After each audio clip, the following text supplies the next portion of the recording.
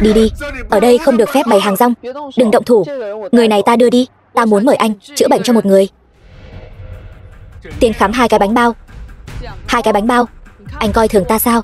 Trong thẻ này có 1 triệu, đủ cho anh ăn bánh bao cả đời. Việc thành, sẽ có hậu tạ. Tên lừa đảo này, cô làm gì vậy? Miệng quạ đen của ngươi dám chửi ba ta. Ông ấy thật sự phát bệnh rồi, không nằm ngoài dự đoán của ta. Lạnh Tôn hôm nay phát bệnh, vào ngày mai giờ thân sẽ quy tiên. Tên khốn, ngươi còn dám nói những lời này? Đi, theo ta đến đồn cảnh sát. Vị tiểu thư này, xin cô đừng làm loạn ở đây. Ta muốn tìm hắn ta cứu người.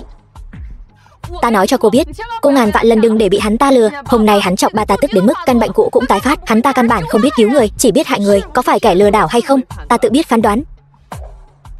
Đi theo ta. Cô tìm một tên suối quẩy về nhà. Đến lúc đó, đừng trách ta không nhắc nhở cô.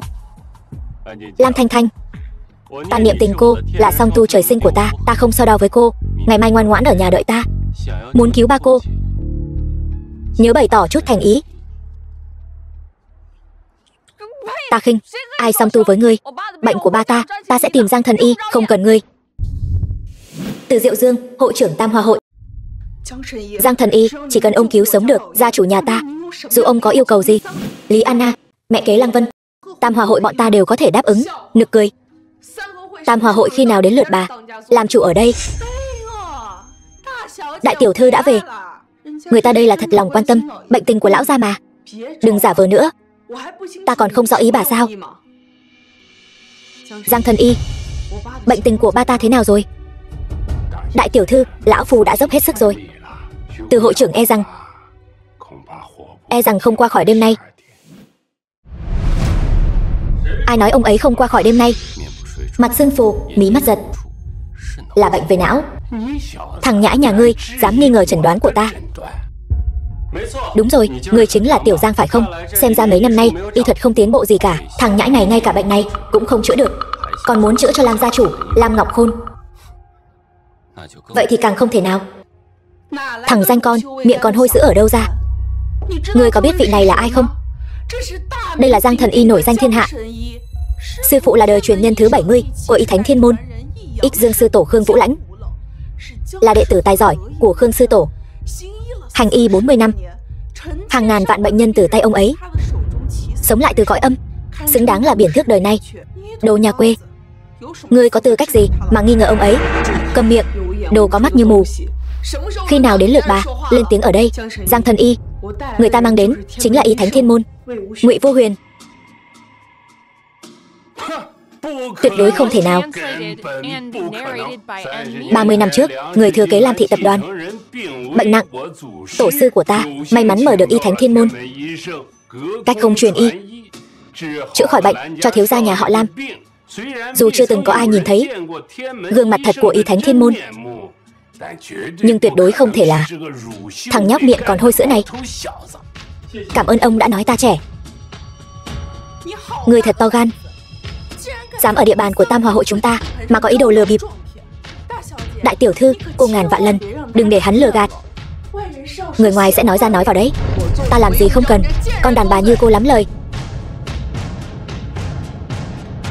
Giang Thần Y, nếu ông đã nói bệnh của ba ta không qua khỏi 12 giờ tối nay, chi bằng để anh ấy thử xem. Có lẽ còn một tia hy vọng. Nếu người chữa trị sai, ta sẽ cho người biết đắc tội với Tam Hòa hội là như thế nào. Biết rồi, tránh sang một bên. Ngụy Thần Y, ba ta có phải đến động Ma Nhai tĩnh dưỡng 1 năm là sẽ khỏi không? Chuyện một trưởng là xong, cần gì phải phiền phức vậy? Chúng ta trước đây không phải đã hẹn như vậy sao? Động Ma Nhai đâu phải ai cũng có thể đến. Yên tâm, cứ tin ta. Anh làm vậy sẽ hỏng việc lớn của ta. Ta ra tay một cái là bệnh sẽ khỏi. Thôi xong. Càn Khôn trưởng. Càn Khôn trưởng là gì? Càn Khôn trưởng là tuyệt kỹ độc môn của Y Thánh Thiên Môn. Nghịch âm phản cứu, có thể quyết định sinh tử. Làm gì thần kỳ như vậy?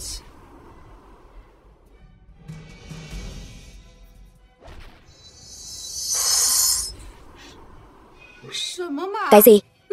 Lão già vẫn chưa tỉnh sao? Ngụy Vô Huyền, ba, Từ hội trưởng,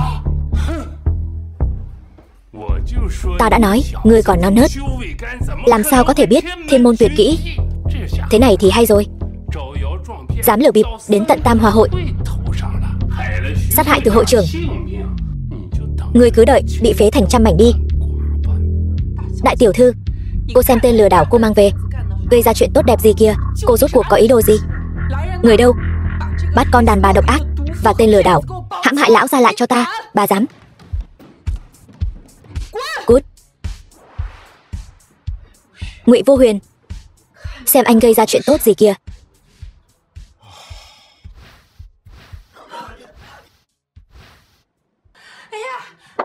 Lão gia, cuối cùng ông cũng tỉnh. Ông làm ta lo quá đi mất. Ông không biết ta đã mời bao nhiêu thần y đến chữa bệnh cho ông đâu. Tránh ra. Ba tỉnh rồi. Chẳng lẽ anh ta thật sự là mạch ổn định? Kỳ tích. Chẳng lẽ người thật sự là y thánh Ngụy Vô Huyền? Ngụy tiên sinh, chúng ta đã nói, sau khi việc thành sẽ có hậu tạ. Trong thẻ này là 10 triệu. Ngoài ra, anh còn yêu cầu gì khác? Cứ việc nói. Thẻ thì không cần. Nếu cô thật sự muốn cảm ơn ta, thì hãy giúp ta thu thập thêm vài nguyên liệu luyện chế pháp khí linh bảo đi, vị bằng hữu này. Từ hôm nay trở đi, cậu chính là quý nhân của Từ Diệu Dương ta. Chuyện linh bảo cứ giao cho Tam Hòa hội chúng ta lo liệu. Sở Lập Phàm, sao anh vào được đây? Ra ngoài. Ta nghe nói dạo này cô đang qua lại với một thằng nhà quê. Sở Lập Phàm, con trai của Sở gia, tập đoàn dược phẩm lớn nhất. Không biết từ cái xó núi nào chui ra, ta bay đêm về tìm cô đấy. Thanh Thanh, chia tay với hắn ta ngay. Cả Hải Thành chỉ có ta mới xứng với cô. Anh đừng có coi thường anh ấy hơn anh nhiều. Cô đừng cứng miệng nữa, ta biết hết rồi. Anh biết gì? Nước uống chống lão hóa do công ty cô sản xuất bị tập đoàn Chí Lệ đá ra khỏi thị trường rồi. Bây giờ cả công ty đang thua lỗ. Không sao, chỉ cần cô ở bên ta, ta sẽ giúp cô dàn xếp ổn thỏa. Không cần. Ta còn biết cô đã tìm được một dòng họ cổ Ý. Họ có một bí quyết có thể loại bỏ các ion tự do trong cơ thể, thúc đẩy tái tạo tế bào. Cô muốn mua lại để nghiên cứu sản phẩm mới. Một bước lật ngược tình thế, đúng không? Đúng thì sao? Cô có tin chỉ cần một câu nói của ta, cả Hải Thành sẽ không có một ai bán bí quyết đó cho cô? Đồ khốn kiếp, cô biết đấy, Sở gia chúng ta là tập đoàn dược phẩm lớn nhất Hải Thành. Chỉ cần ta lên tiếng, ai dám không đồng ý. Nhưng mà nếu cô bằng lòng chia tay với anh ta và ở bên ta, chỉ là một cái bí quyết còn con thôi mà, ta có thể giúp cô giải quyết. Sở Lập Phàm, anh chỉ là một tên công tử bột bất tài vô dụng. Muốn cưới Lam Thanh Thanh ta, đừng hòng. Lam Thanh Thanh, cô đừng có không uống rượu mời lại uống rượu phạt. Dù là rượu mời hay rượu phạt, ta cũng không uống. Cút ra ngoài ngay cho ta. Sở Lập Phàm, anh chính là tên lưu manh hèn hạ. Anh ngoài việc thừa cơ hội ra, anh còn biết làm gì? Cái loại bại hoại như anh, Lam Thanh Thanh ta không để vào mắt. Phải, làm tiểu thư có thể không để ta vào mắt. Không biết có thể không để ba mẹ mình trong lòng không? Anh không được làm hại ba mẹ ta. Đồ đàn bà đanh đá, hôm nay ta sẽ xử lý cô. Tên cặn bã, người rất thích đánh phụ nữ phải không? Lam Thanh Thanh, đây là tên bạn trai quê mùa của cô sao? Thật là ngốc nghếch. Nhóc con, người biết ta là ai không? Ta khuyên ngươi ngoan ngoãn giao bạn gái ra đây. Nếu không, ta sẽ đánh. Nếu không thì sao? Đau. Bây giờ chỉ số đau là 4. Đến 5 thì ngươi sẽ đi ra quần đấy. Có muốn thử không? Ngươi dám?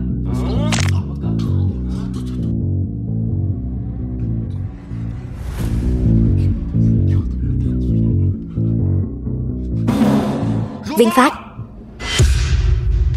thằng nhóc ngươi ăn gan hùm mật gấu rồi, dám động đến huynh đệ kết nghĩa của ta sao? Quỳ xuống xin lỗi. Nếu không thì sao? Nếu không sẽ cho ngươi nếm thử Hồng Ưng Quyền.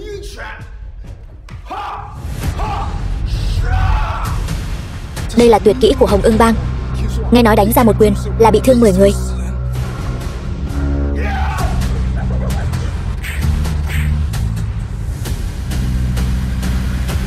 Cái thứ đồ bỏ đi gì thế này?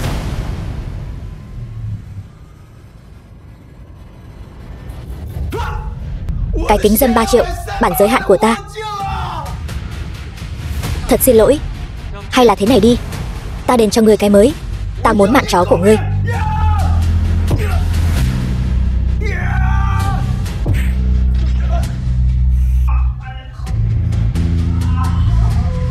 Sao nào? Đẹp trai hơn lúc nãy chứ? Được rồi, đứng dậy đi, bình thân. Không cần cảm ơn ta. Vô Huyền, hình như chúng ta gây họa rồi. Người biết ta là ai không? Nhà họ Sở chúng ta có tài sản hàng chục tỷ, giàu nhất cả thành. Ngươi là cái thá gì? Dám tranh giành phụ nữ với ta? Ta hẳn là đàn ông của Lam Thanh Thanh. Thằng nhóc, đừng tưởng học được vài chiêu mèo cào là có thể coi trời bằng vung. Ngươi còn chưa biết ta là ai phải không? Biểu ca của ta chính là thiếu bang chủ Hồng Ưng Bang, Hướng Phi Hổ. Cái gì? Hướng Phi Hổ? Sợ rồi chứ? Chưa nghe nói bao giờ. Đồ nhà quê. Ta cảnh cáo ngươi, lần sau mà còn dám quấy rối Thanh Thanh, ta sẽ không chỉ cho ngươi mất mặt giữa bản dân thiên hạ đâu. Lam Thanh Thanh, ta nói cho cô biết, hôm nay cô phải quỳ xuống liếm chân cho ta. Ta sẽ tha thứ cho cô. Nếu không, ta sẽ diệt cả nhà họ Lam các người. Nhà họ Lam đừng hòng sống yên ổn ở Hải Thành nữa. Còn ngươi, tên bạn trai quê mùa này, thiếu bang chủ Hướng sẽ đưa hắn về Hồng Ưng Bang, phế từng khúc xương của hắn.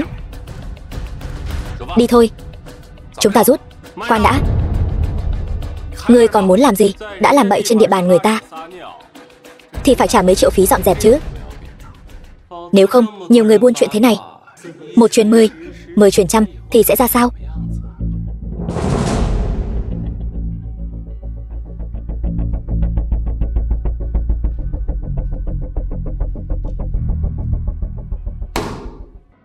Đi, ngươi cứ chờ đấy.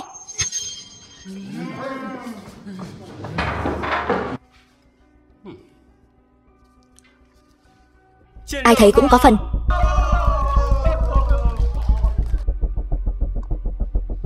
Xong rồi. Hôm nay coi như đắc tội hoàn toàn với Sở Lập Phàm và Hồng Ưng Bang rồi. Yên tâm đi, ta bảo vệ cô. Anh xem thường nhà họ Sở quá rồi đấy. Họ là gia tộc y dược lớn nhất cả nước, cấu kết với Hồng Ưng Bang, tình thế rất tồi tệ.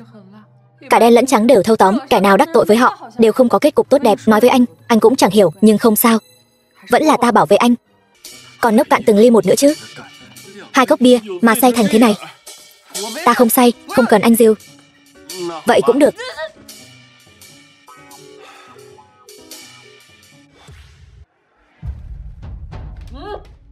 Anh ngủ phòng khách, không được vào phòng ta.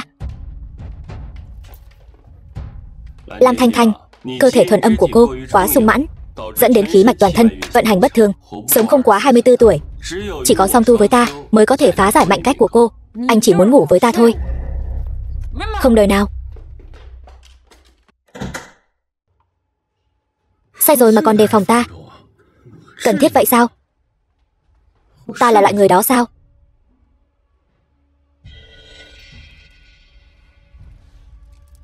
Không ngờ nhanh như vậy đã có thu hoạch. Chỉ cần tập hợp đủ 9 loại linh bảo là có thể luyện chế pháp khí độ kiếp rồi. Nếu có thể song tu với Lam Thanh Thanh, say thế này thì làm sao phối hợp được. Nồng độ linh khí ở đây kém xa trong núi rồi.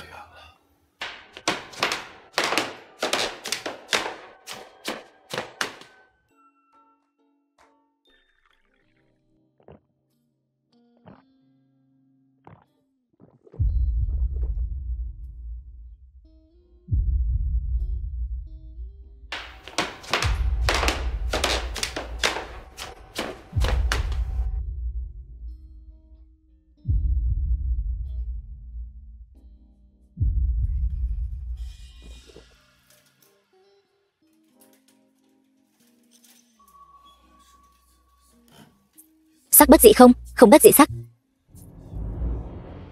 Vương giáo sư, ông xem qua đi. Lam tổng, đây đúng là diên thọ hoàn do các đời hoàng đế sử dụng. Vương Minh Dương, có công hiệu kéo dài tuổi thọ rất mạnh.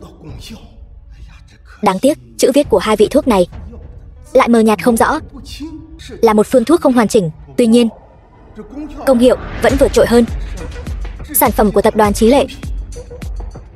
Tuyệt quá, Bạch lão tiên sinh. Tập đoàn Thiên Khôn chúng ta sẵn sàng mua diên thọ hoàn bất cứ lúc nào. Lam tổng đúng là người thẳng thắn. Chúng ta bán với giá 200 triệu. Bạch lão tiên sinh, trước đó không phải đã nói là 50 triệu sao? Sao lại đột ngột tăng giá vậy? 50 triệu đó là giá trước đây. Hôm qua, thiếu gia nhà họ Sở đã liên hệ với tất cả các dòng họ y học cổ truyền, cấm chúng ta bán bất kỳ bí phương nào cho Thiên Khôn. Chúng ta đang mạo hiểm đắc tội với nhà họ Sở để hợp tác với các vị. Đúng vậy, Lam tổng, 70% ngành dược phẩm ở Hải Thành đều do nhà họ Sở nắm giữ. Nhà họ Sở lên tiếng, ngoài Bạch gia chúng ta ra, e rằng không có gia tộc thứ hai nào dám hợp tác với tập đoàn Thiên Khôn các vị. Vì vậy, chúng ta đưa ra giá 200 triệu. Cũng là rất có tình có nghĩa rồi. Không thể nào, 200 triệu quá cao. Thiên Khôn căn bản không lấy ra được. Huống hồ, đây chỉ là một phương thuốc không đầy đủ. Nếu diên thọ hoàn là hoàn chỉnh thì ta bán không phải là giá 200 triệu mà là 1 tỷ. Lam tổng, cứ chờ sản phẩm mới của diên thọ hoàn ra mắt. Đến lúc đó, tập đoàn Thiên Khôn các người kiếm được không chỉ 200 triệu đâu. Phải, nếu Thiên Khôn cứ bị sản phẩm của Chí Lệ đè ép thì tổn thất không phải con số này đâu. Hôm nay chúng ta bán với giá 200 triệu, ngày mai sẽ không phải giá này nữa. Các người đây là ép giá sao? Lam tổng, nếu cô không mua nổi thì đừng mua nữa. Dù sao cũng không phải chỉ mình cô muốn mua. Ta tin Chí Lệ tập đoàn rất muốn có được diên thọ hoàn của nhà chúng ta. Linh Nhi, chúng ta đi. Bạch lão tiên sinh, giá cả có thể thương lượng lại. Lam tổng, 200 triệu, một xu cũng không bớt. Nếu không thì cô hãy tìm nơi khác. Nghịch linh đan. Phương thuốc nghịch linh đan này. Vương giáo sư, ông nói gì? Không ngờ Vương Minh Dương ta có một ngày lại được thấy phương thuốc nghịch linh đan. Ta chầu trời cũng không tiếc. Cô có phương thuốc nghịch linh đan, còn mua diên thọ hoàn làm gì? Phương thuốc nghịch linh đan này rất quý giá sao? Tiên nhân ma cô, dung nhan ngàn năm, như thiếu nữ, chính là nhờ phương thuốc tiên này đấy. Vốn tưởng rằng do thời gian đã lâu, phương thuốc nghịch linh đan đã thất truyền từ lâu, không ngờ vẫn còn lưu truyền trên đời. Vương giáo sư, phương thuốc nghịch linh đan giá trị bao nhiêu? Đúng là ngàn vàng dễ kiếm, một phương thuốc khó cầu. Đây mới đúng là bảo vật vô giá. Ta thấy anh giống đồ ngốc. Ngụy Vô Huyền, ta thừa nhận y thuật của anh rất giỏi, nhưng chữa bệnh cứu người và chống lão hóa hoàn toàn là hai chuyện khác nhau. Diên thọ hoàn này của Bạch gia có thể loại bỏ tế bào không còn sống trong cơ thể, thúc đẩy quá trình trao đổi chất, từ đó giúp con người tăng tuổi thọ. Đó là phương thuốc bí truyền, trị giá 50 triệu đấy. Cho dù anh muốn dỗ ta lên giường, cũng không thể lấy tờ giấy rách này để dỗ ta vui chứ. Cái này còn đáng giá hơn 50 triệu sao? Ngụy Vô Huyền, anh lại nữa rồi. Một thứ vô giá như vậy lại tùy tiện đưa cho ta. Vậy mà ta còn nghi ngờ anh ta. Anh ta rõ ràng đã chữa khỏi cho ba ta. Tại sao ta lại không thể tin anh ta chứ? Lam tổng, cô thật sự coi chúng ta là kẻ ngốc sao? Để ép giá lại diễn một màn kịch như vậy. Còn nghịch linh đan nữa chứ? Đó là bảo vật gì cơ? Đó là thứ mà các người có thể tưởng tượng được sao? Đúng vậy, thật sự coi chúng ta là trẻ con 3 tuổi. Đạo cụ cũng không chuẩn bị cho tốt, tùy tiện lấy tờ giấy vệ sinh ra. Lừa ai vậy? Các người có thể sỉ nhục Vương Minh Dương ta, nhưng không thể sỉ nhục phương thuốc này. Vậy sao? Vậy ông dám đưa cho ta xem không?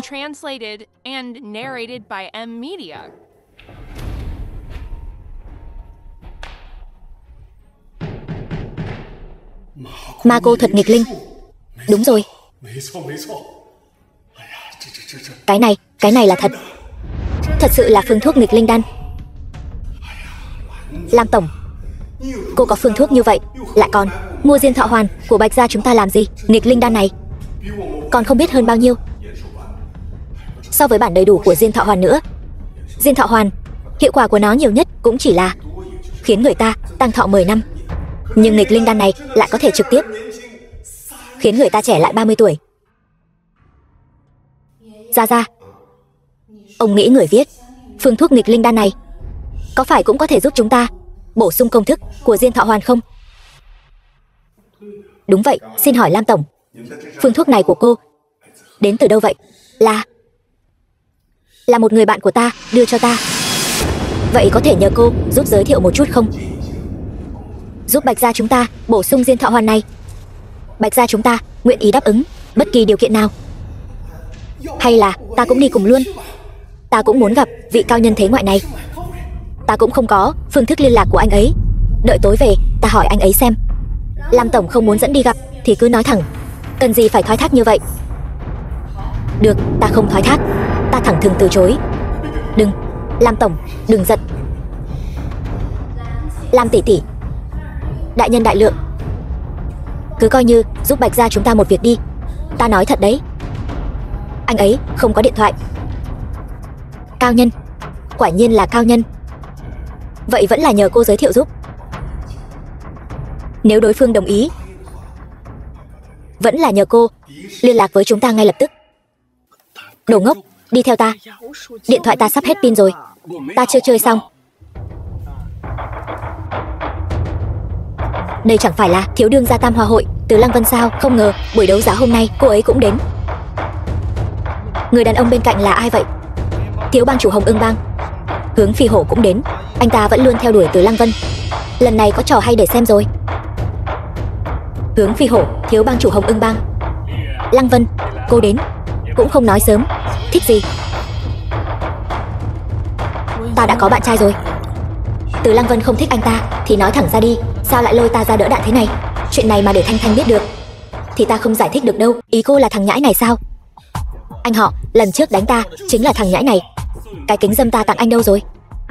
Thằng nhãi này trước tiên là đánh em họ ta, rồi lại cướp người yêu của ta. Anh hoàn toàn không coi Hướng Phi Hổ ta ra gì. Hướng thiếu gia, anh nhầm rồi. Ta là người yêu của anh ấy, không phải của anh. Lăng Vân, cô đã từng nói đàn ông của cô nhất định phải đánh thắng được cô. Trông anh có vẻ rất lợi hại, ta muốn đấu với anh. Tên khốn, người cướp bạn gái của Sở đại thiếu gia còn chưa đủ, giờ lại dám động đến cả người yêu của anh họ ta. Nếu không muốn bị anh họ ta lấy mạng thì tránh xa Từ tiểu thư ra. Người nên tránh xa cô ấy ra phải là Hướng thiếu gia mới đúng. Đừng tưởng biết chút võ công là hay ho. Anh họ ta là thiếu bang chủ của Hồng Ưng bang, tuổi còn trẻ đã là võ giả hậu thiên, là người đứng đầu thế hệ trẻ ở Hải Thành. Chút bản lĩnh của ngươi căn bản không đáng xem. Nếu không muốn tiêu đời thì cút ngay. Cút càng xa càng tốt. Tên này là võ giả cảnh giới hậu thiên, tuy mạnh hơn Từ Lăng Vân một chút, nhưng đối với ta mà nói vẫn chỉ là gà mờ. Từ tiểu thư, thật ra người bên cạnh cô chính là một tên lăng nhăng. Ta đã thấy hết rồi. Hắn ta trước tiên là cưa đổ Lam Thanh Thanh tiểu thư, giờ lại ở đây ve vãn cô. Không ngờ tên nhà quê này cũng biết chơi đấy. Trước tiên là Lam tiểu thư, sau lại đến Từ tiểu thư. Hai đại mỹ nhân của Hải Thanh đều bị hắn ta một mình chiếm hết. Lăng Vân, đừng nổi giận. Thằng nhãi kia, trông anh có vẻ khá túng thiếu. Anh cứ nói một con số, ta sẽ đưa cho anh, rồi biến khuất mắt ta. Có lẽ trong mắt anh, tất cả mọi thứ đều có thể giải quyết bằng tiền, nhưng trong mắt ta, tình cảm là vô giá. Lăng Vân, ta nói đúng chứ? Anh nói đúng. Thằng nhãi kia, ta cho anh một cơ hội cuối cùng, rời khỏi Từ Lăng Vân. Nếu không, hậu quả anh chọc giận ta, anh gánh không nổi đâu. Hậu quả anh chọc giận ta, anh cũng không gánh nổi đâu. Buổi đấu giá sắp bắt đầu, mời quý vị nhanh chóng ổn định chỗ ngồi. Hướng thiếu gia, buổi đấu giá sắp bắt đầu rồi, đừng làm lỡ việc chính của chúng ta. Tên khốn, bản thiếu gia tạm tha cho ngươi một lần. Đợi đấu giá kết thúc thì anh cứ đợi đấy. Thằng nhãi kia, ngươi đắc tội với Hướng thiếu gia rồi thì cứ đợi mà tiêu đời đi. người ta đã đi rồi. Anh còn muốn lợi dụng ta đến bao giờ? Bạn trai nắm tay bạn gái mà. Chúng ta chỉ đang diễn kịch thôi, đừng nhập tâm quá đấy. Muốn làm bạn trai ta thì đánh thắng ta rồi hãy nói.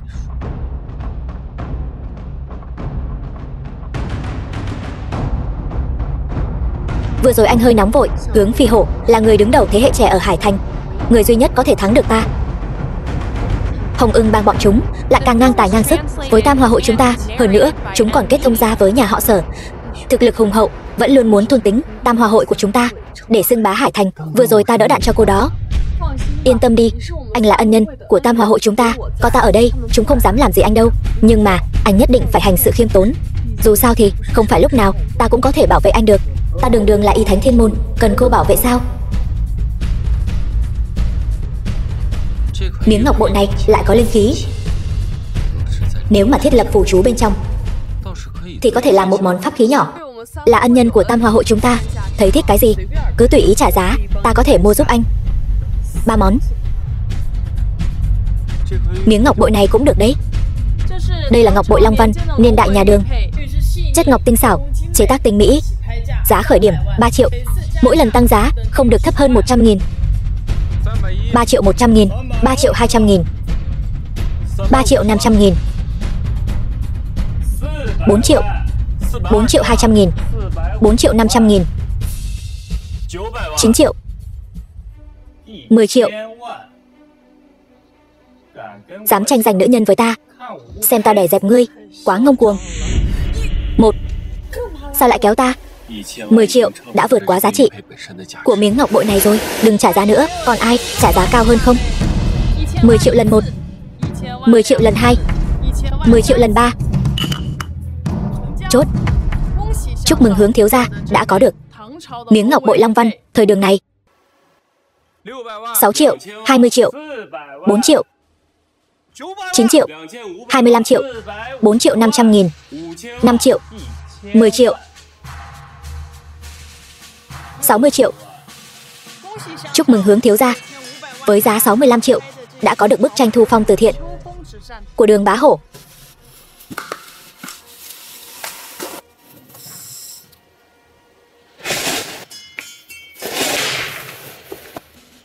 Thằng nhãi, không có tiền thì mau cút về nhà đi. Tức quá đi mất, cái gì hắn ta cũng tranh giành. Giành, kệ chúng nó giành. Hướng thiếu gia, ta thấy tên khốn này cố tình nâng giá. Chúng ta đã tiêu hết 500 triệu rồi. Tiêu rồi. Chúng kế tên khốn này rồi. Phụ thân dặn mua cây huyết thạch vẫn chưa mua được. Chúng ta còn lại bao nhiêu? 100 triệu. Đây là một khối quặng thạch tím do một lão nông đào được trên núi. Nghe nói ngay khoảnh khắc đào được, thạch tím phát ra ánh sáng tím chói lọi. Chuyên gia giám định đây là một loại quặng chưa từng được phát hiện. Giá khởi điểm 1 triệu, mỗi lần tăng giá không được thấp hơn 100.000. Đây lại là một khối thiên thạch, nguyên liệu chính có thể luyện chế pháp khí. Thần vật Tử Hãi, bảo vật này ta nhất định phải có được. Lấy ra một cục đá nát, còn giả làm thạch tím gì nữa? Đây không phải là coi chúng ta như kẻ ngốc sao? Buổi đấu giá này công bằng, công khai. Nếu mọi người đều không trả giá, vật phẩm này xem như ế. Các vị ở đây đều không thiếu 1 triệu này, nhưng thứ đồ chơi lừa đảo này, ai mà bị mắc lừa chứ? 1 triệu. Không phải chứ? Một cục đá nát, anh mua nó làm gì? Yên tâm đi, ta tự có chủ ý. 1 triệu. Còn ai trả giá cao hơn không? Hướng thiếu gia, lúc trước trả giá không phải rất ghê gớm sao? Tiếp tục đi chứ. Có phải là hết tiền rồi không? Hết tiền thì cút về nhà đi. Hướng thiếu gia, hắn ta chỉ cố ý khiêu khích ngài thôi. Nếu ngài bỏ ra vài triệu mua một cục đá nát truyền ra ngoài, có thể trở thành trò cười cho Hải Thành. 1 triệu lần 1, 1 triệu lần 2, 1 triệu lần 3. Chốt. Chúc mừng vị tiên sinh này đã mua được khối thạch tím này.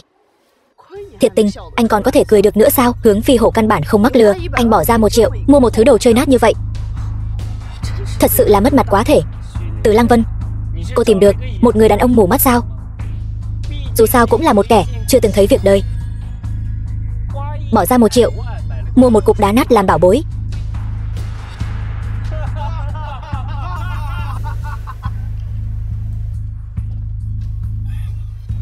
ban đầu định tự mình âm thầm phát tài.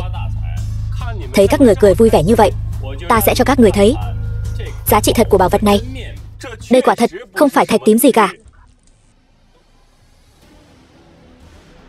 Đây là một khối thiên thạch, có thể giúp người luyện võ tăng công lực 20 năm. Đây không phải là cục đá nát gì cả. Hướng thiếu gia, đừng lấy sự ngu dốt của anh làm vốn liếng để tỏ vẻ. Cái gì, tăng 20 năm sao? Vị tiên sinh này, ta nguyện ý trả giá 100 triệu để mua khối thiên thạch của anh còn mặt mũi nói 100 triệu sao? Vị tiên sinh này, ta nguyện ý trả 1 tỷ, 1 tỷ rưỡi, 2 tỷ.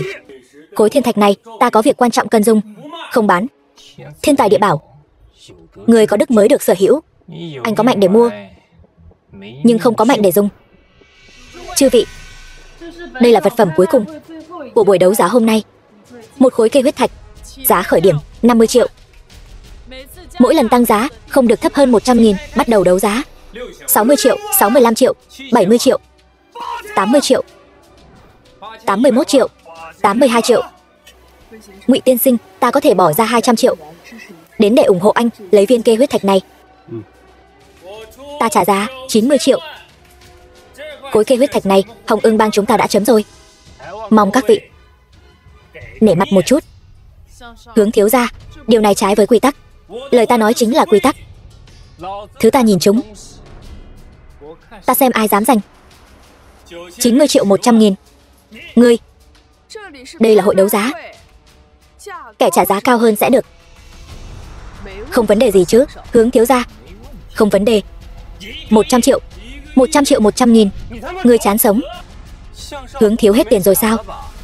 Nếu ngươi không trả thêm được, khối cây huyết thạch này sẽ là của ta. Lưu gia chúng ta nguyện ý hỗ trợ Hướng thiếu gia 50 triệu. Quỳnh gia chúng ta cũng nguyện ý cho Hướng thiếu gia mượn 50 triệu. 110 triệu, 110 triệu 100.000, 120 triệu, 120 triệu 100.000. Ngươi, Hướng thiếu gia, 120 triệu đã vượt quá giá trị khối huyết thạch cây này rồi. Hơn nữa, tên khốn này mỗi lần chỉ trả thêm 100.000. Ta thấy hắn ta đang cố tình chọc tức chúng ta. Ta biết khối cây huyết thạch này rất quan trọng với ba ta. Chúng ta phải có được nó.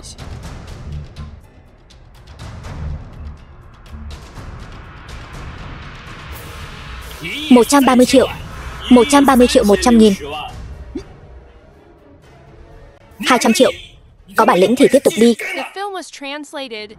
Ngụy tiên sinh, ta có thể gọi mượn thêm một khoản tiền nữa từ gia tộc. Không cần. Nếu Hướng thiếu gia đã nguyện trả bằng đó tiền để sở hữu khối huyết thạch cây này, vậy ta sẽ thành toàn cho anh, nhường cho Hướng thiếu gia. Hướng phi hổ, Hồng Ưng bang các người muốn khai chiến với Tam Hòa hội sao? Nội công của cô ta có khuyết điểm. Chúng ta đi. Vâng.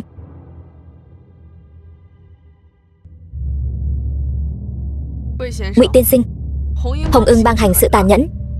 Hướng phi hổ không phải người mà anh có thể dễ dàng đắc tội. Hôm nay có ta ở đây, sau này anh nên hành sự khiêm tốn một chút thì hơn.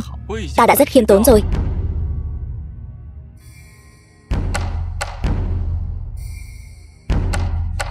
Cảm ơn cô đã giúp ta có được thiên thạch. Cái này coi như quà cảm tạ. Đây là cái gì? Thứ tốt, không nói thì thôi. Đi thôi, ta đưa anh về. Dọc đường đi không được yên ổn đâu. Không cần. Kẻ có thể làm hại ta còn chưa sinh ra đâu. Lời hay khó khuyên, tên đáng ghét. Mới đến Hải Thành mấy ngày đã thu thập được 2 món bảo vật. Nơi này đúng là phúc địa của ta.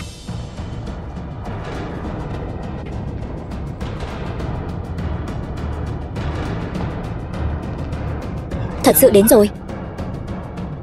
Đêm đèn gió lớn dễ lấy mạng người.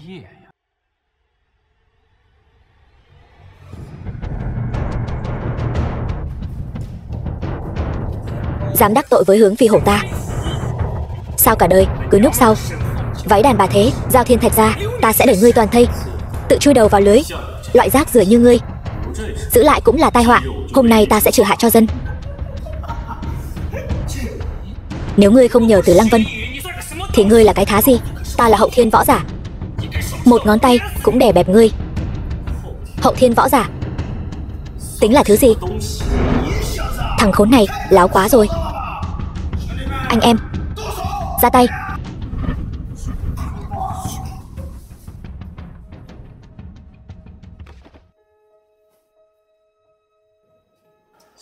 Kiếp sau nhớ làm người tốt.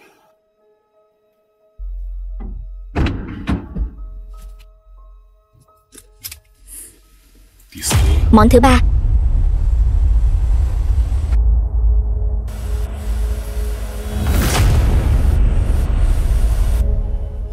Hải Thành sắp đổi thay rồi. Con nói cái gì? Hồng Ưng bang thiệt hại một đội người. Đúng, hơn nữa bọn họ bị tiêu diệt trong nháy mắt, chẳng có một chút dấu vết phản kháng nào. Tiêu diệt gọn trong nháy mắt, nhiều người như vậy, ngay cả ta cũng không có công lực như thế. Đây là uy lực cỡ nào vậy? Đúng rồi, Lăng Vân, sao con lại có mặt ở hiện trường? Hôm nay Ngụy tiên sinh đã mua được một khối bảo vật, con sợ Hướng Phi Hổ gây bất lợi cho hắn, nên con đã đi tìm hắn. Có phải là Ngụy tiên sinh không? Sao có thể như vậy được? Hôm nay nếu không có con, anh ấy suýt nữa bị Hướng Phi Hổ đánh. Đúng rồi, đây là mấy chữ anh ấy bảo con đưa cho ba, cũng không biết là thứ gì, trông thật thần bí.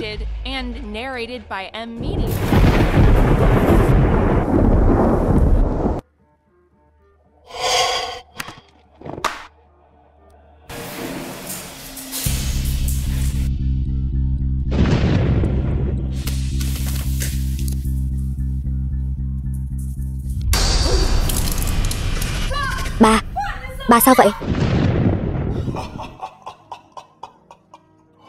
Cuối cùng ta cũng đã mở được Nhâm Đốc nhị mạch rồi. Thứ này đã giúp ta bổ sung phần còn thiếu sót của Tam hợp thập bát thủ. Lăng Vân, Tam hợp thập bát thủ của chúng ta trời sinh có khuyết điểm, dừng lại ở hậu thiên viên mãn. Ngụy tiên sinh đã giúp chúng ta bổ sung nội công tâm pháp, ta cuối cùng cũng có thể nhìn thấy cảnh giới thiên ngoại rồi. Ngụy Vô Huyền, sao anh ấy biết công pháp của chúng ta trời sinh có khuyết điểm? Thú vị, lẽ nào thật sự là anh ấy? Ngụy tiên sinh, chất phác mà phi phàm. Con gái, trước đây con không phải đã nói chỉ cần cậu ta thắng được con sẽ nguyện ý gả cho cậu ta sao? Chúng ta còn chưa so tài mà, ai biết được có được hay không. Ân cứu mạng của Ngụy tiên sinh vẫn chưa trả được, lại còn giúp chúng ta bổ sung tam hợp thập bát thủ. Đại ân đại đức của cậu ấy vẫn chưa báo đáp.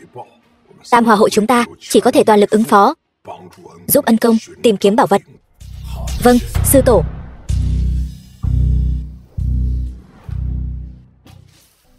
Hội trưởng Tư, vì nóng lòng luyện công dẫn đến tẩu hỏa nhập ma, ta đã giúp ông ấy đả thông kinh mạch. Tiên sinh, cậu lại cứu lão phu một mạng, khiến ta trong họa được phúc, thành công đột phá đến cảnh giới tiên thiên võ giả. Lão gia, không xong rồi, người của Hồng Ưng bang đánh tới. Hắn đến thật đúng lúc. Đi, chúng ta đi xem lão bằng hữu này.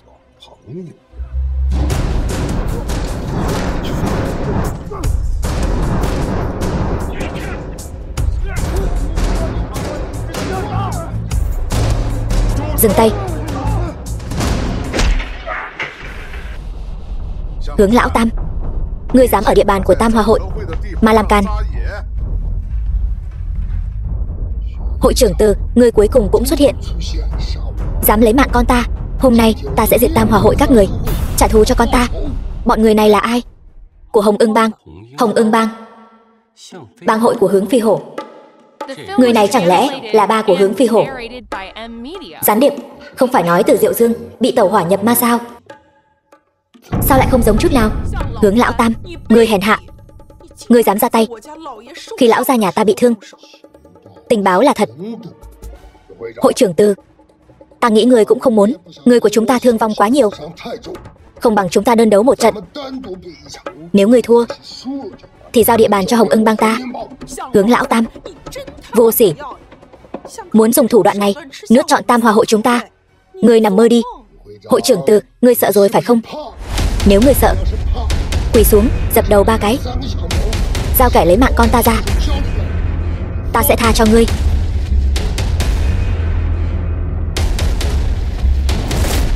Hắn không phải do chúng ta lấy mạng, Ngươi chẳng phải muốn so tài sao? Ta sẽ thành toàn cho ngươi nếu ta thắng. Ngươi hãy ngoan ngoãn quỳ trước mặt ta, dâng địa bàn của Hồng Ưng Bang cho Tam Hòa hội ta. Lão gia, ông bị thương rồi, không thể cứng đối cứng với hắn. Yên tâm, ta có thể thắng. Mời. Vô sỉ, dám đánh lén, không có đạo đức. Tới đi.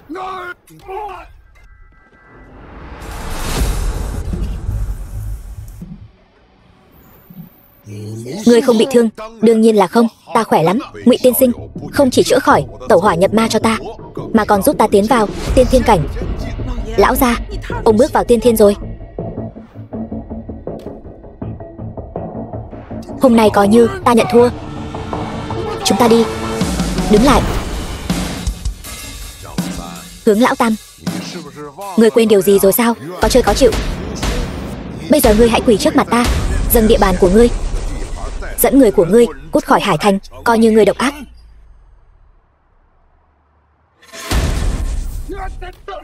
Ba. Từ Diệu Dương, hôm nay chính là ngày Tam Hòa hội các người diệt vong. Đồ hèn hạ. Ta hèn hạ sao? Đây chính là kết cục của các người vì đã tàn hại con trai ta.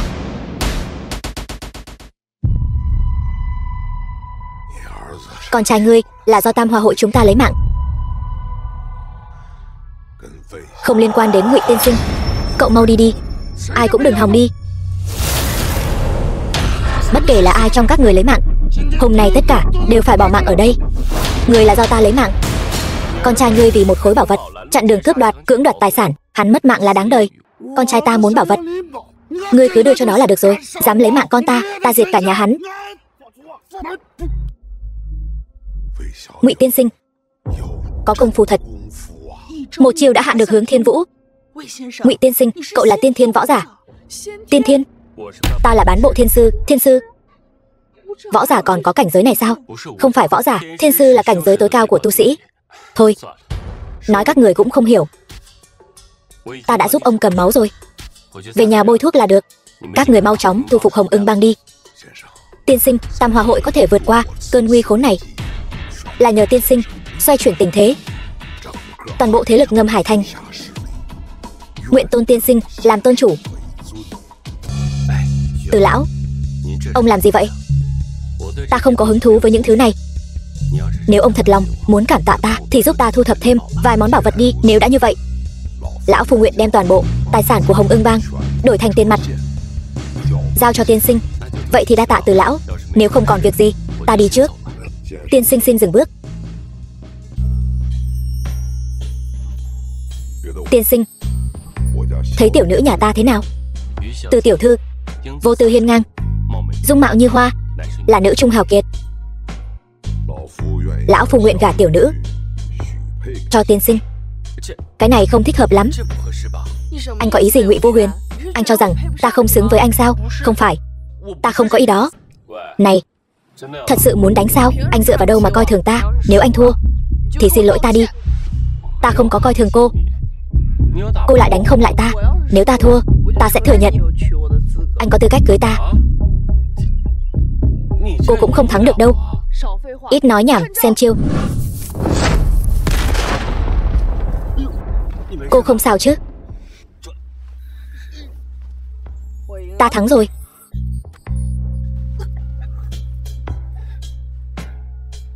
Chưa chắc đâu. Không, cái này hiểu lầm. Dạo này nóng trong người quá, không kiềm chế được. Anh thắng rồi. Lam Thanh Thanh.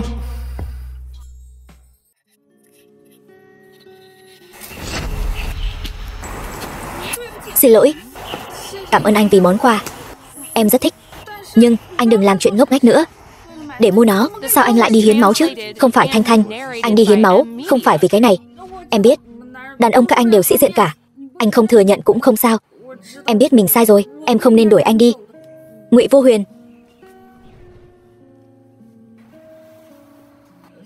Dù anh luôn nói những lời kỳ quái, nhưng không sao, em sẽ dần dần hiểu anh. Chúng ta thử hẹn hò đi. Được thôi. Nhưng mà Thanh Thanh, những gì anh nói đều là thật. mang thể chất cực hạn, vừa là thiên phú, vừa là lời nguyền, thường không sống quá 24 tuổi. Vô Huyền, nếu anh muốn, không cần phải kiếm cớ như vậy. Tất cả của em, sớm muộn gì cũng là của anh. Nhưng bây giờ, em vẫn chưa chuẩn bị sẵn sàng. Anh cho em thêm chút thời gian. Nói thật thì chẳng ai tin cả, nhưng không sao, sớm muộn gì em cũng hiểu. Khoản vay này ngân hàng ta không thể phê duyệt. Giám đốc Tiền, chuyện là thế này. Thiên Khôn của chúng ta hiện tại đã nghiên cứu ra sản phẩm mới, sở nghiệm sơ bộ kết quả rất tốt. Chỉ cần đủ vốn, đưa vào sản xuất, nhất định sẽ leo lên đỉnh cao của ngành. Sở thiếu gia lên tiếng, bảo ta nhắm vào cô. Thật ra ta cũng không đánh giá cao các người. Tuy nhiên, giám đốc Tiền, ông cứ việc đưa ra yêu cầu, chỉ cần ta làm được, ta nhất định sẽ đồng ý. Đương nhiên làm được. Cô là đệ nhất mỹ nữ của Hải Thành chúng ta. Ngay cả sở thiếu gia đối với cô cũng hồn siêu phách lạc. Lam tổng, chỉ cần cô bằng lòng cùng ta vui vẻ một đêm, khoản vay 100 triệu không thành vấn đề.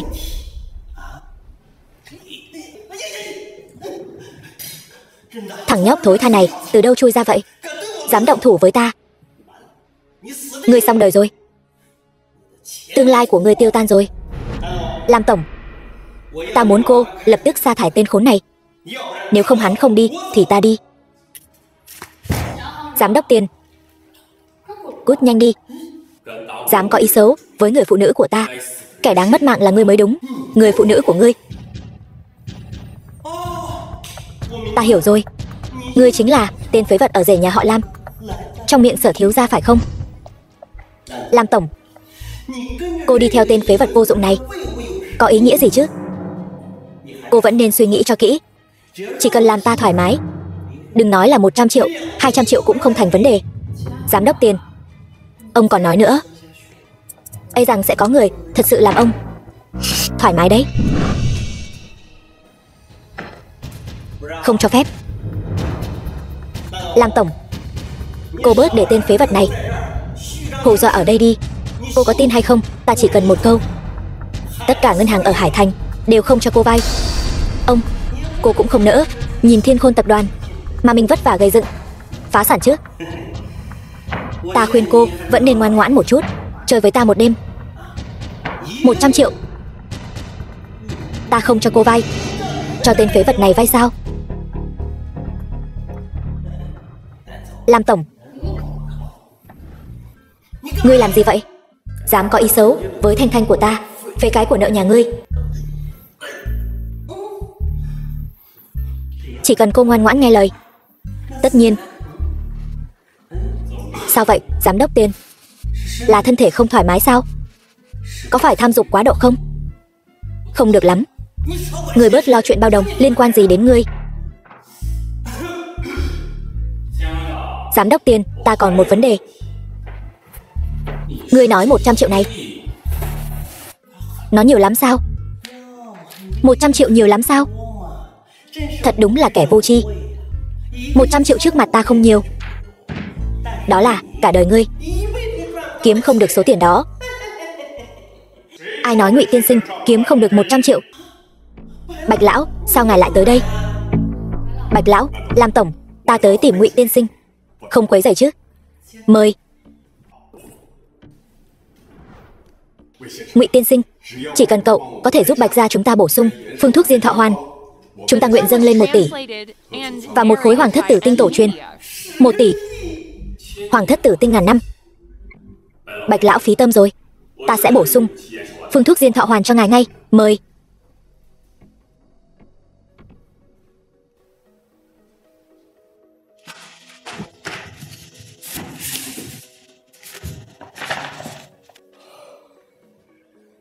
Liệt tổ liệt tông ở trên trời, diên thọ hoàn đã được bổ sung.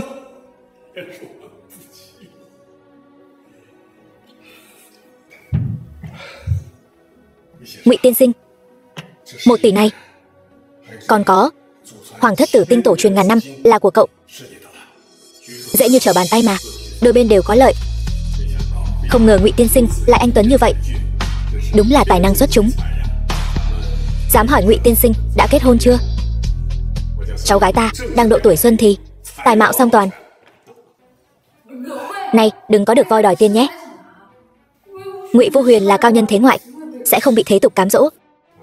Ngụy mỗ tuy chưa kết hôn, nhưng đã có ý trung nhân. Vậy sao lại là cô ta? Từ Lăng Vân. Cô ấy sao lại tới đây? Sao ta lại không biết? Lăng Vân, sao cô lại tới đây?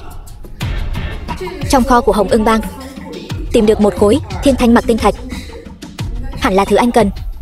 Ta liền mang tới cho anh. Thiên thanh mặc tinh thạch. Lăng Vân, cảm ơn cô.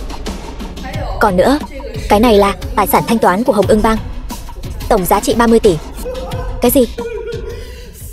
30 tỷ? 31 tỷ. Giám đốc tiền. 100 triệu, nhiều lắm sao? Lại trời, sao lại để cho tên phế vật ngươi được nhiều mỹ nữ để ý, còn có nhiều tiền như vậy? Thật không công bằng. Đúng rồi, tất cả đều là giả.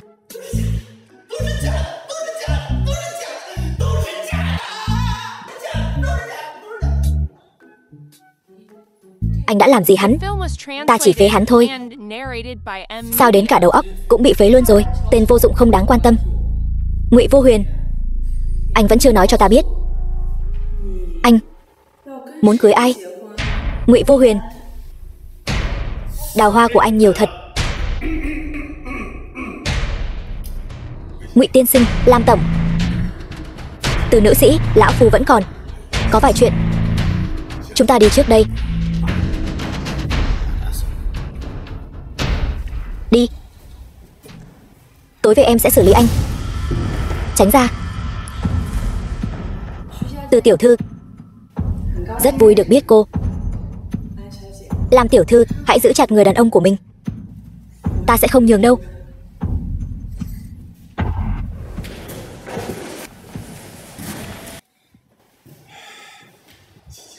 Thanh Thanh, em nghe anh giải thích. Thanh Thanh, em sao rồi? Em lạnh quá.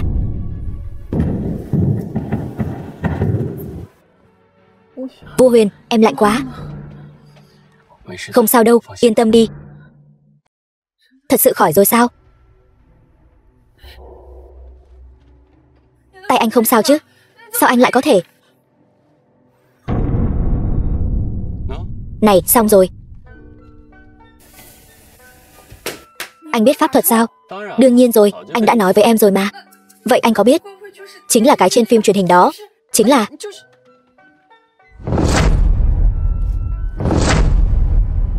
Là như vậy sao? Vô Huyền, anh là thần tiên sao? Vẫn chưa.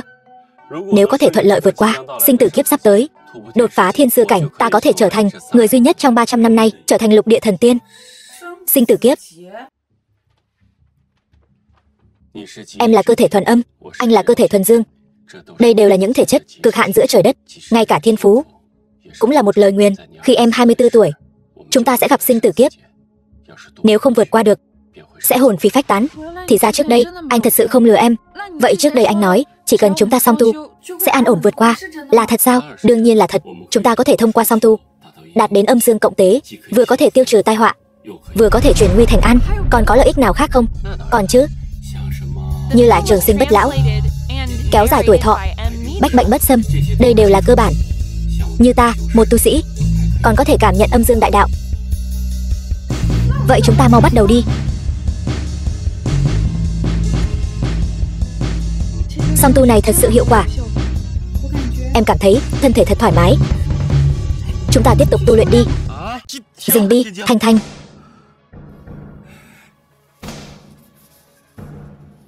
Thanh Thanh, tu luyện này nó cần phải tuần tự tiến tới, dục tốc bất đạt.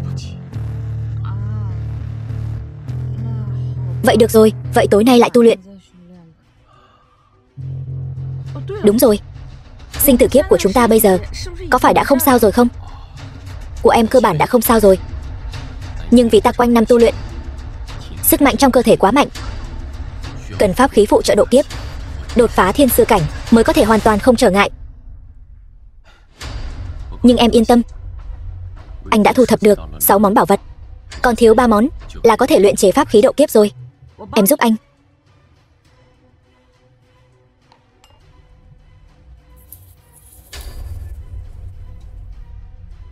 Cái gì? Người của Hiệp hội Dược ngừng hợp tác với chúng ta rồi.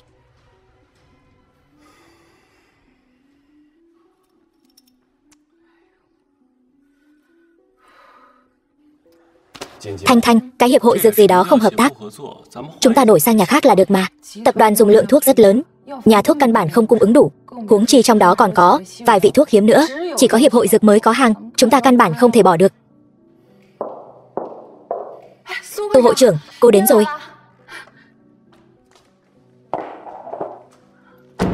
Ta đang vội. Cô chỉ có 5 phút. Nói đi, cô tìm ta, có chuyện gì? Tô hội trưởng phải không? Chúng ta ở đây, đợi cô hơn 1 tiếng đồng hồ rồi. Cô đến một câu xin lỗi cũng không có. Lên đến lại muốn cho Lam tổng chúng ta 5 phút. Cô không thấy như vậy rất bất lịch sự sao? Lam tổng, vị này là ai vậy? Đây là trợ lý của ta, Ngụy Vô Huyền. Nếu đã là trợ lý thì hãy quản tốt cái miệng của ngươi. Nhờ giúp đỡ, phải có thái độ nhờ vả. Thời gian của ta rất quý báu, không muốn lãng phí thời gian vào ngươi. Tô hội trưởng, ai rồi cũng có lúc nhờ giúp đỡ. Biết đâu ngày nào đó cô lại nhờ vả chúng ta thì sao? Ta khuyên cô vẫn nên tôn trọng một chút. Đây chính là thái độ của các người. Nếu đã như vậy, ta thấy cũng không cần thiết phải nói chuyện tiếp nữa. Đợi đã, Tô hội trưởng, bớt nói vài câu đi. Tô hội trưởng, thật ngại quá. Cô đừng để ý. Cô còn 3 phút. Tô hội trưởng, ta muốn mời cô tiếp tục cung cấp hàng cho Thiên Khôn tập đoàn chúng ta. Thiên Khôn tập đoàn của các người vẫn luôn xuống dốc, biết đâu ngày nào đó sẽ phá sản. Hiệp hội Dược ta, dược liệu có hạn, ưu tiên cung cấp cho những doanh nghiệp ưu tú. Trừ khi cái gì? Trừ khi các người tăng giá 3 lần. Hơn nữa là trả ngay. Ta sẽ cung cấp dược liệu cho cô. Điều này không công bằng. Tô hội trưởng, tập đoàn chúng ta đã nghiên cứu ra sản phẩm mới, chỉ cần có thể lên thị trường, nhất định có thể đứng đầu Hải Thành, thậm chí là thị trường toàn cầu. Không có thời gian nghe cô vẽ bánh cho ta. Nói thật cho cô biết, là Sở gia đang nhắm vào cô. Sở gia ở Hải Thành có ảnh hưởng rất lớn. Ta không thể vì một công ty sắp phá sản mà đi đắc tội với Sở gia.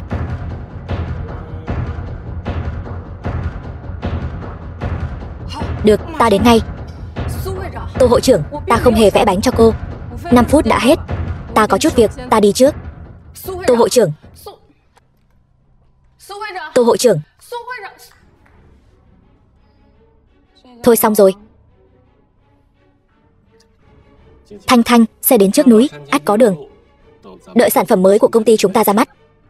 Cái gì mà Chí Lệ tập đoàn, cái gì mà Sở gia, còn cái gì Tô hội trưởng gì đó nữa, tất cả đều đợi bị vả mặt đi. Không sao đâu, đi thôi.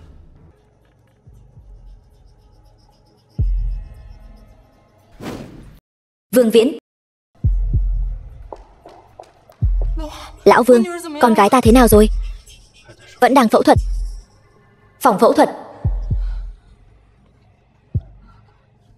Hoàng chủ nhiệm, bệnh tình của con gái ta thế nào rồi? Bệnh nhân bị bệnh tim bẩm sinh. Hoàng chủ nhiệm, tình hình hiện tại rất nguy hiểm. Tô hội trưởng, ký đi. Giấy báo bệnh tình nguy kịch. Nghiêm trọng vậy sao? Hoàng chủ nhiệm, ta cầu xin ông nhất định phải chữa khỏi cho con gái ta. Bao nhiêu tiền cũng không thành vấn đề. Tô hội trưởng, đây không phải vấn đề tiền bạc. Cô mau ký đi.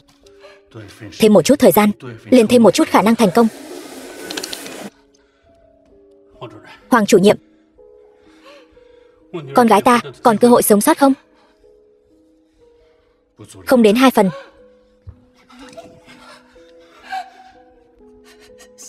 Tiểu Vân, nếu con ra đi, mẹ biết sống làm sao đây? Ta chợt nhớ đến một người. Anh ta chắc có thể cứu con gái chúng ta. Ai? Anh ta tên Ngụy Vô Huyền. Hình như đã nghe thấy cái tên này ở đâu rồi. Ngụy Vô Huyền, Sao ta lại không biết giới y học? Có nhân vật như vậy nhỉ? Ta cũng nghe bạn bè nói. Nghe nói từ hội trưởng của Tam Hòa hội, bệnh nan y của ông ta cũng được chữa khỏi. Cái gì? Bệnh của từ hội trưởng là do anh ta chữa khỏi? Vậy thì anh mau đi liên hệ với vị tiên y này đi. Được, ta đi ngay.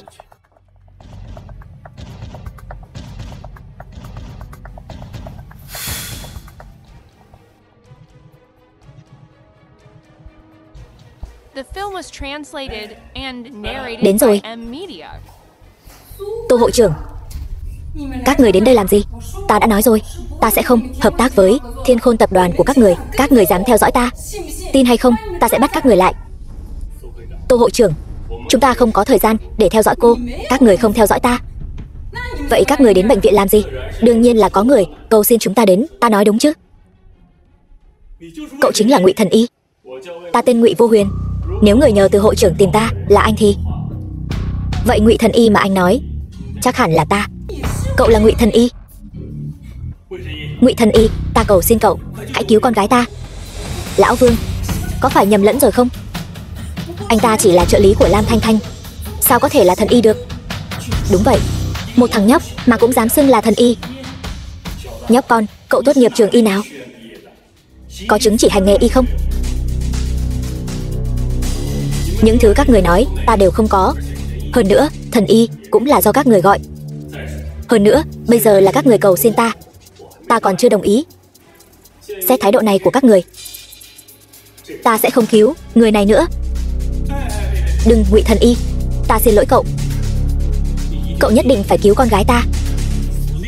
Tô Lệ, còn ngây ra đó làm gì? Mau xin lỗi Ngụy Thần Y. Vương cục trưởng, thằng nhóc này chỉ là kẻ lừa đảo bịp bợm. Nó nói mình chưa từng học y, có khi còn chẳng biết hết dụng cụ y tế. Ta là thầy thuốc đông y, biết mấy thứ đó làm gì? Đông y có thể chữa bệnh sao? Đó chẳng phải là để bồi bổ sức khỏe thôi sao? Đúng vậy, những trường hợp nguy cấp nghiêm trọng như thế này, đông y căn bản không dùng được. Khi đông y chúng ta đang cứu người chữa bệnh thì tổ tiên tây y của các người còn chưa ra đời. Đừng có đem sự ngu dốt của mình ra khoe khoang. Hai người im miệng cho ta. Từ hội trưởng là người có thể lừa được ta sao? Em còn ngây ra đó làm gì? Xin lỗi Ngụy Thần Y đi. Hoàng chủ nhiệm, tây y các người không chữa khỏi cho từ hội trưởng, nhưng đông y người ta chữa khỏi rồi. Anh có tư cách gì mà nghi ngờ đông y? Dù sao ta cũng thấy tên này không đáng tin. Nhất định phải mời thầy đông y. Ta thà mời Giang Thần Y. Giang Thần Y. Giang Thần Y là thần y số 1 Hải Thành, không phải loại trợ lý nhỏ nhoi của Thiên Khôn tập đoàn các người có thể sánh bằng.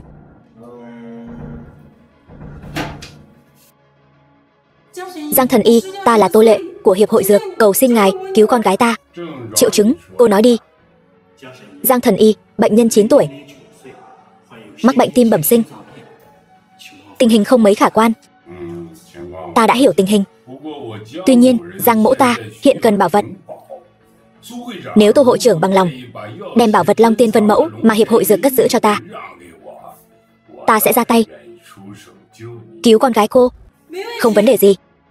Ngài muốn gì ta cũng đồng ý. Xin hỏi Giang Thần Y, ngài có bao nhiêu phần nắm chắc? Trước đây thì 5 phần, bây giờ 10 phần. Tuyệt quá. Mọi người cũng đừng vội mừng. Ta ra tay chỉ có thể giữ mạng sống cho con gái cô. Muốn khỏi hẳn còn phải nhờ y thánh. Tiểu Giang, vẫn là ông tới đi. Sư tổ là người sao? Người ta không tin tưởng sư tổ của ngươi. Các người dám sỉ nhục sư tổ ta. Bệnh này ta không chữa nữa.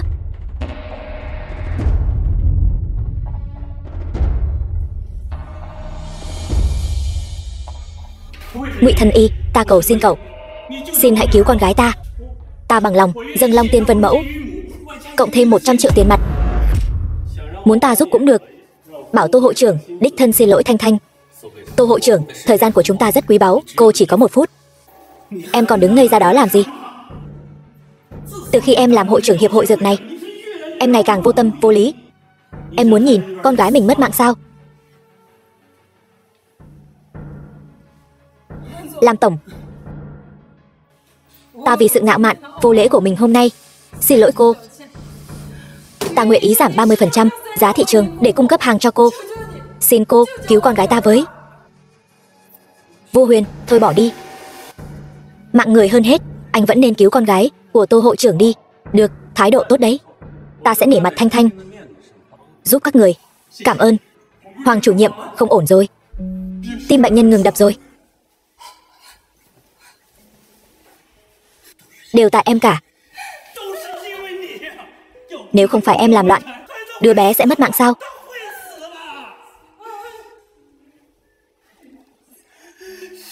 Tiểu Vân.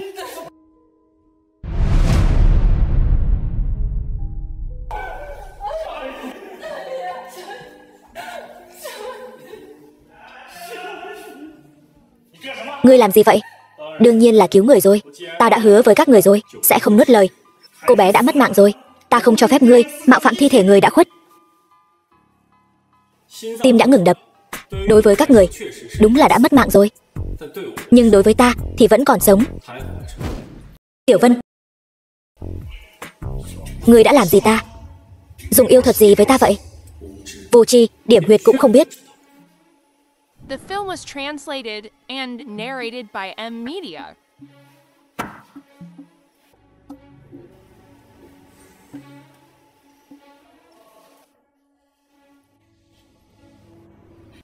Người đã khuất, không? Bệnh nhân, tỉnh rồi.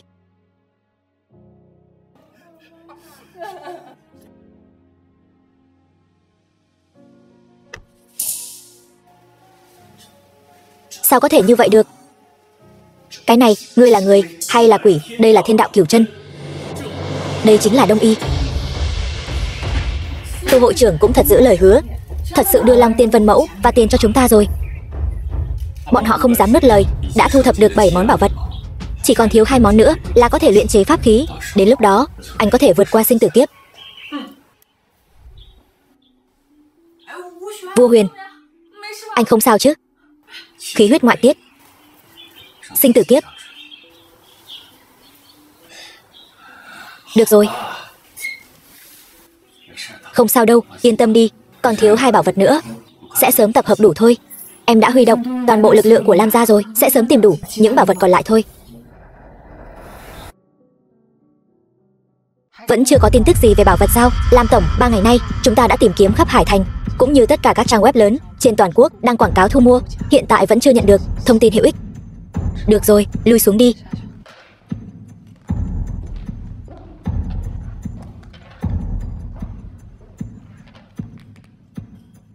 Tam Hòa hội sao? Ta tìm từ Lăng Vân, từ tiểu thư. Tiểu thư đã xuất ngoại 2 ngày trước, vẫn chưa quay về. Được.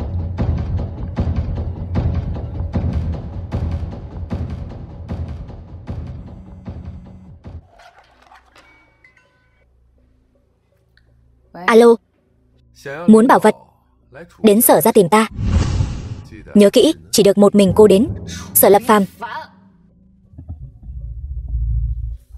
thánh nữ thạch của Bồng Lai Tiên Đảo, thiên tài địa bảo trong truyền thuyết. Ta đã tốn rất nhiều công sức mới có được nó.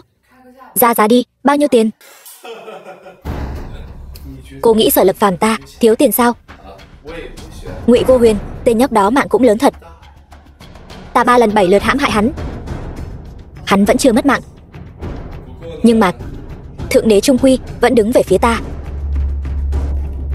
Khí huyết lan tràn, sinh tử kiếp sắp đến. Anh nghe lén ta.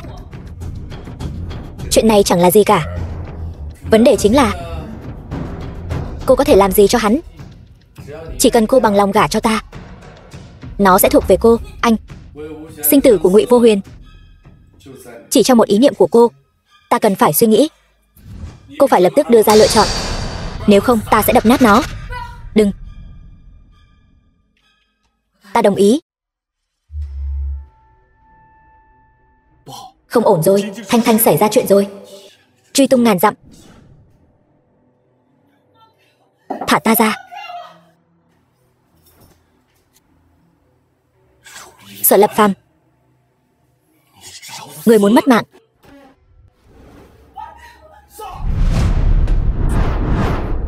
Thả cô ấy ra. Ngụy Vô Huyền, ngươi nhường Thanh Thanh cho ta. Ta dùng thánh nữ thạch đổi với ngươi. Ngụy Vô Huyền, nếu ngươi thật lòng yêu Lam Thanh Thanh thì tự ngủm trước mặt ta. Sở Lập Phàm, người muốn mất mạng. Lam Thanh Thanh, cô thấy rồi chứ, hắn không yêu cô. Ngụy Vô Huyền, đây là do người ép ta.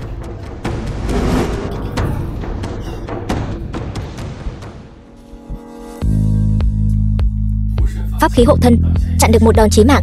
Sao anh lại không yêu em chứ?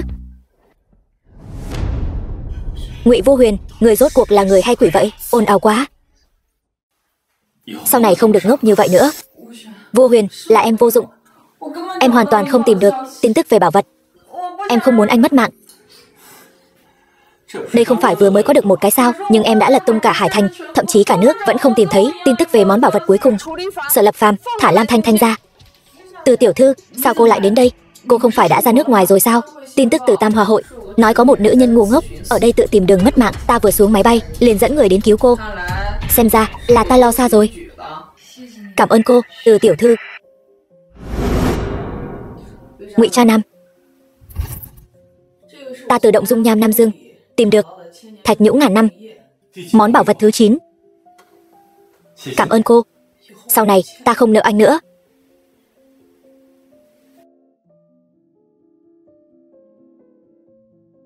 Chờ đã,